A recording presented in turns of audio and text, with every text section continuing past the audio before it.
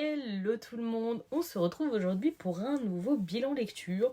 Je me réveille fraîchement de la sieste, peut-être que ça se voit un peu, et j'avais envie de vous parler des dernières lectures que j'ai pu faire hier et aujourd'hui.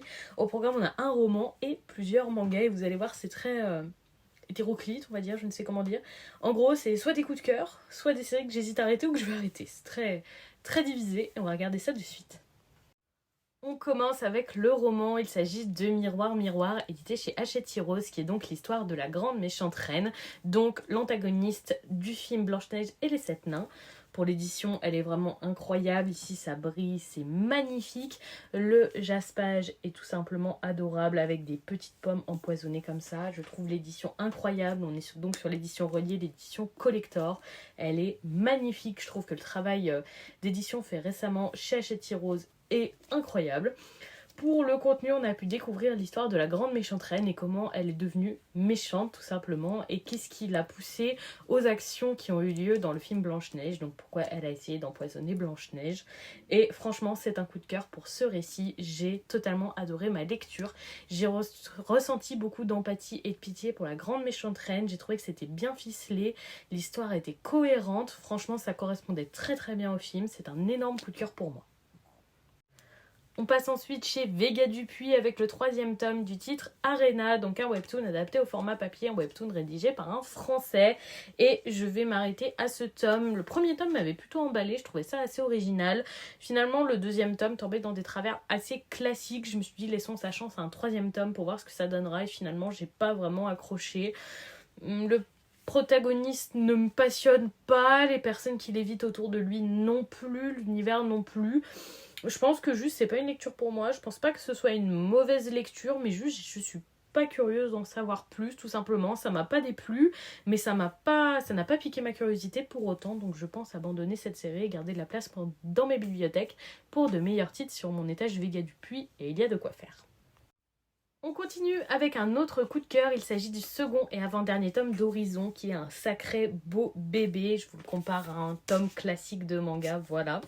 Franchement, cette histoire est incroyable, c'est par le même auteur que The Boxer et franchement, j'aurais jamais pu le deviner si je ne l'avais pas su tellement le style est différent. On est sur un récit de guerre où on suit deux enfants et c'est d'une tristesse. Je vous avoue avoir pleuré à la lecture de ce tome que j'ai trouvé extrêmement touchant. Et on n'est pas juste là pour tirer sur votre corde sensible et pour voilà, vous faire ressentir de la tristesse. Les dessins sont très beaux en plus et mettre tout ça en exergue. C'est vraiment juste naturellement triste et mélancolique. On suit deux enfants au milieu de cette guerre qui essayent de se dépatouiller et qu'il arrive que des malheurs. Et vraiment, c'est très touchant. Le style graphique est incroyable. Je ne vois pas assez ce titre sur les réseaux et pourtant, qu'est-ce qu'il le mériterait? Il est exceptionnel, j'adore. On passe chez Pika avec le second tome de Beauty and the Beast of the Paradise Lost, donc une série qui sera terminée en 5 tomes.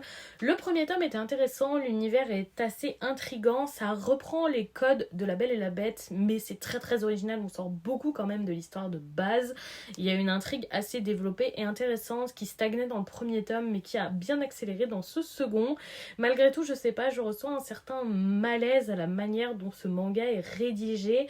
Il y a quelque chose qui me fait tiquer, qui ne me plaît pas franchement, et en même temps l'intrigue est intéressante et j'ai envie d'en savoir plus. L'héroïne m'agace, la bête m'agace, donc voilà, je sais pas ce que je dois ressentir vis-à-vis de ce titre parce que je trouve l'intrigue super intéressante, mais il y a plein d'éléments qui font que je suis dérangée, mais je pense quand même le lire en entier pour vraiment lui laisser sa chance parce que je pense que l'intrigue en vaut la peine, mais voilà, c'est pas une histoire que j'adore, mais j'ai envie d'en savoir plus. On continue et encore un coup de cœur, il s'agit du 7e tome de Nina du Royaume aux Étoiles, édité chez Michel Lafon dans la gamme Kazoku Siku.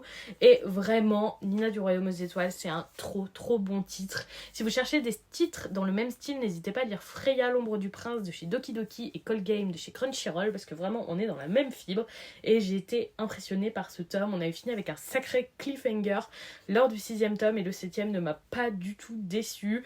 On a pu découvrir plus profondément éléments, certains personnages, avoir de beaux affrontements, certains conflits.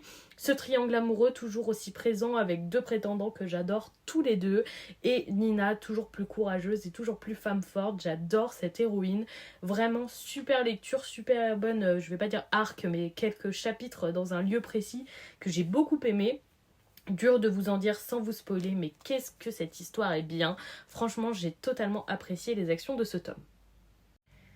Et on termine ce bilan lecture avec un autre coup de cœur. Il s'agit de troisième tome de Sakura Saku édité chez Kana. Un manga de Yosaki Saka, vous savez que c'est ma mangaka favorite. Pour moi, elle écrit largement les meilleurs shoujo qui sont édités chez nous. Et une fois de plus, j'ai totalement adoré ce tome. On a un triangle amoureux qui se construit, mais finalement pas tout à fait comme je l'attendais. J'attendais que ce soit Sakura qui est une nouvelle prétendante et pas Saku, donc le personnage masculin. Je trouve ça très très chouette, surtout quand on voit la prétendante. Comme d'habitude, les dessins de Yosaki Saka sont impeccable. Son style graphique est vraiment magnifique et totalement à mon goût, j'adore. La couverture est sublime, l'histoire est prenante, les personnages sont bien écrits, c'est sa grande force, je pense que c'est sa grande force. Et franchement, comme toujours, j'ai beaucoup aimé ce tome. J'attends déjà terriblement impatiemment le prochain, l'attente va être dure parce que c'est un gros coup de cœur.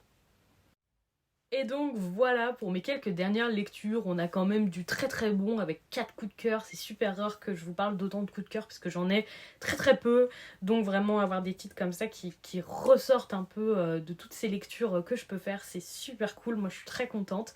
Dites-moi si vous avez lu ou si vous comptez lire certains de ces titres, que ce soit le roman ou les mangas, je suis super curieuse, il y en a certains qui sont très populaires comme Ninato Royaume aux étoiles et Sakura Saku, mais certains que je vois beaucoup moins comme Horizon qui pourtant mériteraient tout autant d'être mise en avant. Franchement, c'est un super titre.